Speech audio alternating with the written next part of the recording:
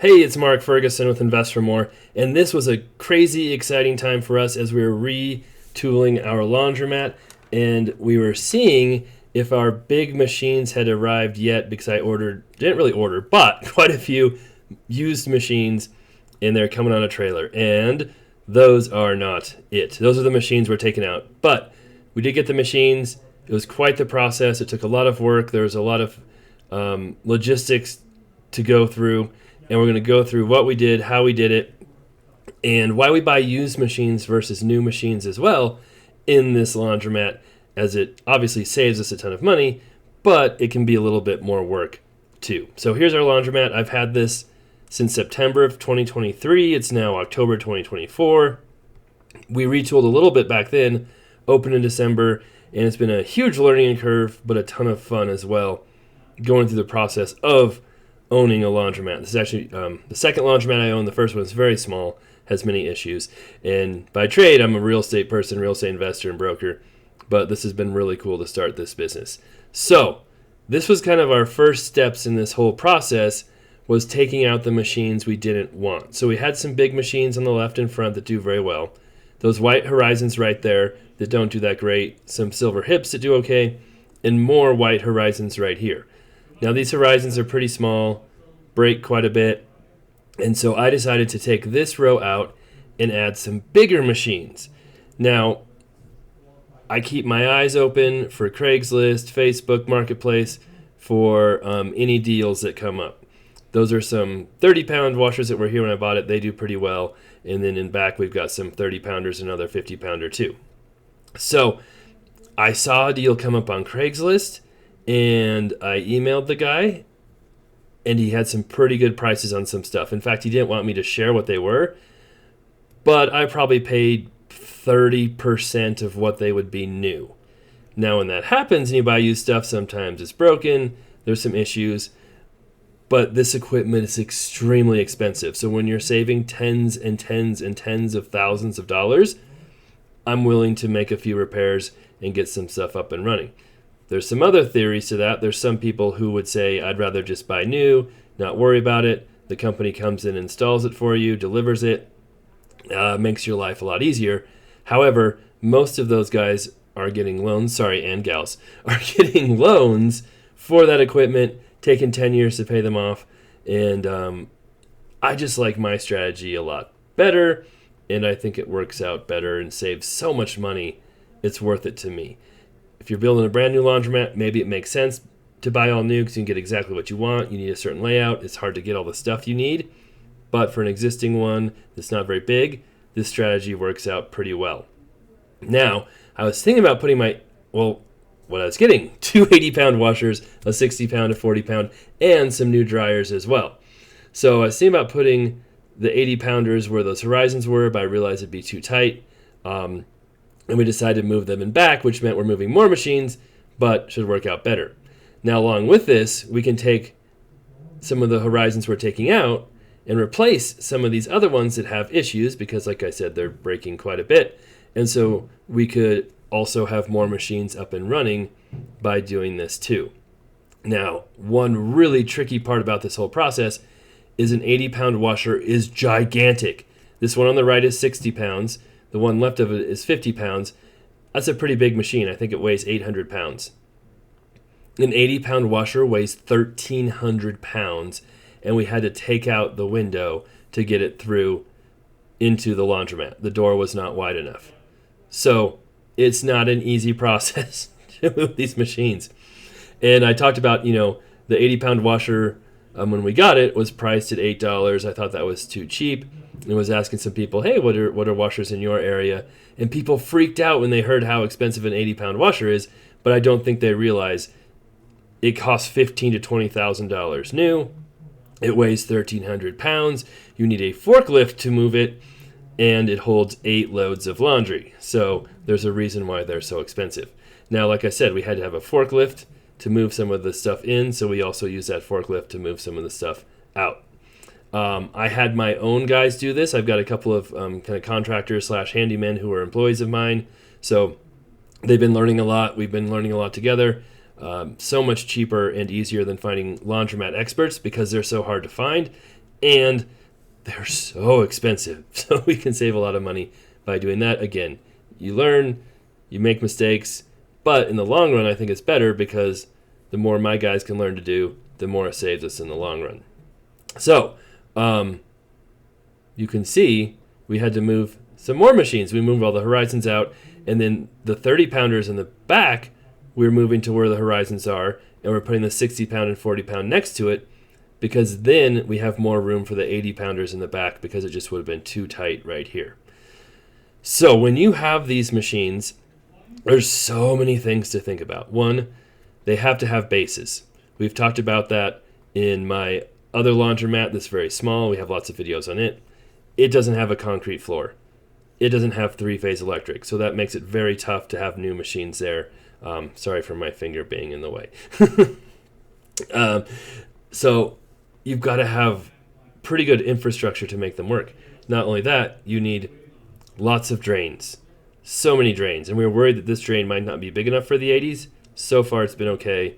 And we put a new drain cover in, so hopefully it stops getting clogged, because that drain has gotten clogged a few times and flooded most of the laundromat. Not only do you have drains, you've got plumbing, and you've got power to worry about as well. So this took quite a while. I'd say the first day they were taking stuff out, taking the dryers out, moving some of the washers. The second day, working on that too. The third day, we had the stuff picked up, and I hired, actually, someone Nikki knows, to trailer the stuff over, because it was so heavy that we needed a massive trailer. The person who did that, thank you very much, does it professionally. So they went down there. Machines were about an hour and a half away from me. Had the machines set on there, and then drove them back over here, delivered them to us. These are our old machines that are going out, putting them in storage, and we have a shop where we can store a bunch of old machines, and I might be moving some or putting some new stuff in my other laundromat too. Still working on that process. It's a long process. So here's the old machines. You just saw the trailer with some of the new machines, and there's our window. We had to hired a glass company to do that, because I didn't want to break it and cost me much more money than having my guys do that job. That's a little trickier. You can see we kept 3 of our old dryers, and we're putting in 5 bigger dryers that are 45-pound dryers. Those are 30-pound dryers. So that's one of the things you learn too. Here's some of the washers that we got, which are definitely used and dirty, and we're just hoping they work okay, because that's definitely a risk. There's a 40-pounder compared to the 80-pounder. Those things are so big. So if you get big washers like this, you have to have big dryers, because you need the capacity to dry as well as wash, especially because people love to put comforters, big things in these machines, and if you have small dryers, they literally won't fit. So there are the big ones. Got really good deals on those, like I said, but we didn't know for sure if everything worked. There's no way to test them because they're in storage, so you do take some risks with that. There's some things you can check, like the main most expensive thing is is it called the thrust bearing goes out. Well, you can kind of feel the drum, and if it's real loose, that's a sign the thrust bearing is out. So you can check some major stuff, before buying things, to make sure there's no issues there. We don't have credit cards set up. You can see they had it set up before like that, so maybe someday, but for right now we don't. So you can see moving some of this stuff in, unloading it off the trailer. That's always a little bit worrisome too, because you don't want to spend quite a bit of money on these machines and then drop them on the ground and break them. So that's not a fun situation. However, through the whole process, they managed not to break anything. This was the third day. They got everything into the laundromat, which was good because we didn't want it sitting outside, not installed but in. And we were able to kind of close up everything so that we stayed open this whole time. So that through all of this, we stayed open. And you can see from my videos on Fridays, we post videos of collecting coins. We didn't really lose much business through this whole thing, which is crazy. So that was really, really cool to see. And hopefully we start seeing a big increase in business. They're the 80-pounders kind of where they're going to be, but not set up how they're going to be. And then you can kind of get an idea. Our 50-pounder back there has been a good machine for us, but now it's kind of hidden. So that's kind of annoying. But again, without completely redoing the whole layout of this, changing all of our plumbing, all of our drains, which would be a massive undertaking and cause us to close for quite a while, I think this was the best solution we could come up with where we put stuff. And hopefully, like I said, we see an increase in sales. All right, the next day, they got the dryers in and closed that up, so that was cool. Of course, we had some problems with them in that the vents for a 45-pound dryer are bigger than a 30-pound. So you go to a 10-inch vent from an 8-inch vent. All of our vents are 8 inches. So we were able to kind of hook some up temporarily just because it was real tough running on 6 small dryers, and got a couple of those working. Now, we thought about having my guys put in the vents and different stuff. In the end, I had my HVAC company come in and do that. They could do it quicker. I felt more confident with them doing it right. And that was another, obviously, cost and consideration when doing all of this. Now, the glass company took the glass out. We were hoping they could put it back in the same day, but we got it boarded up pretty nice, and they said they prefer to do it a couple days later, so that's how we did that. All the equipment is inside, not in the parking lot, which is fantastic. It went really smooth. It went much smoother, actually, than I thought it would. So that was cool to see.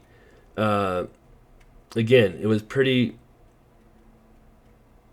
busy and crazy with all the work going on, but our customers understood it, and I think they're excited to see new machines coming in. There you can see the 60-pounder, 40-pounder in place now.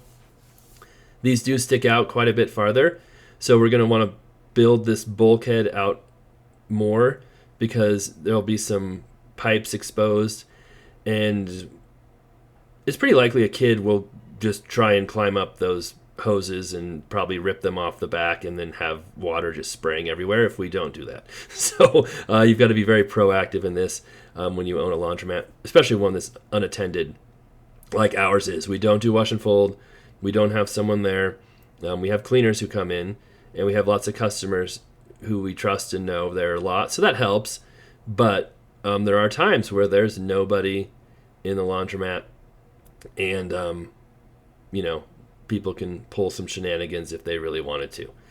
So these machines, these 3 we already had, we moved them in, but we've got to connect them with power, which is a little tricky because what we had here before didn't need 3-phase power, and these do, but we got that done rather easily. Again, it wasn't too crazy.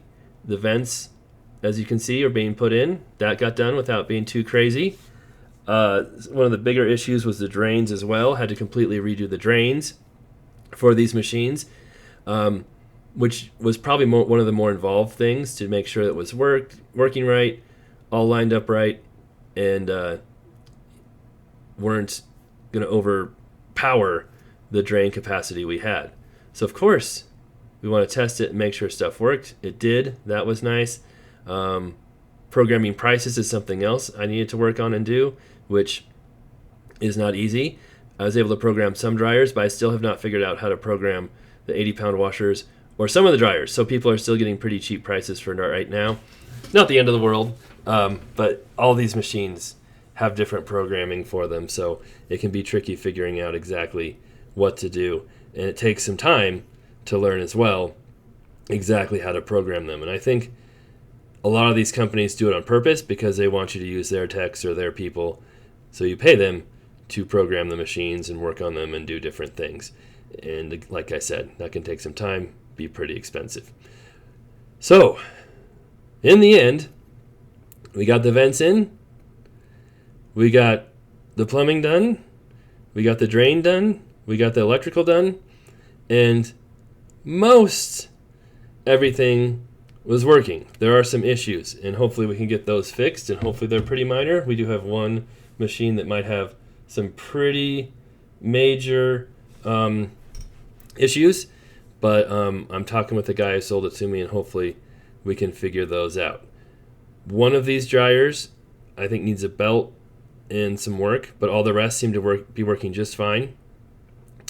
I still need to reprice them. That 50-pounder, a lot of people saw that. I finally got that fixed. It was a drain that was clogged. That's one we already had, and which was very frustrating because my guys said they cleaned that drain. They obviously did not. That's a dryer that needs a little bit of work. And it was missing some guts, too. So I wonder if it had been not working for a while, and they took the guts out of it to use in other machines, which we do, too. But then we had to replace those guts.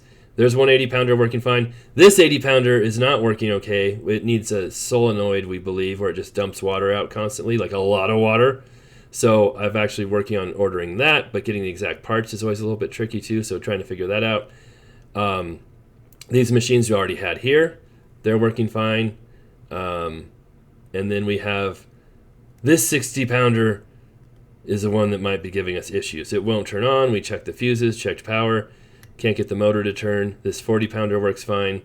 So everything should be fixable and pretty simple except that 60-pounder. And I asked the guy if he had any ideas, knows.